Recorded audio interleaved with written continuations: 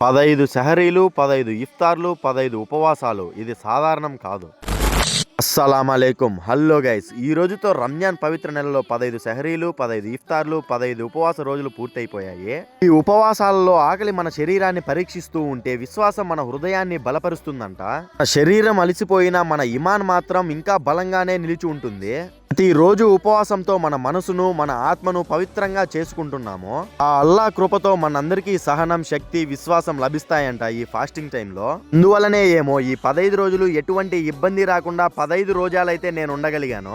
అసలు రంజాన్ స్టార్ట్ అయి 15 రోజులు అయిపోయిందంటే అసలు నమ్మబుద్దే కావడం లేదు. అలా వచ్చి అలా గడిచిపోయినట్టయితే అనిపిస్తూ ఉంది. మరి మీలో ఎంతమంది ఈ 15 రోజాలు ఉన్నారో కామెంట్ సెక్షన్ లో కామెంట్ అయితే చేసేయండి. ఈ రంజాన్ మన జీవితాన్ని మార్చగల అవకాశం. మిగిలిన 15 రోజులు మరింత శ్రద్ధతో పూర్తి చేద్దాం ఇన్షా అల్లా. ఇలాంటి మంచి మంచి వీడియోస్ తో మీ ముందుకైతే వస్తాను. అంతవరకు మన పేన్ అయితే ఫాలో చేసుకోండి. సరే గాయ్స్, నెక్స్ట్ అయితే కలుద్దాం. బాయ్.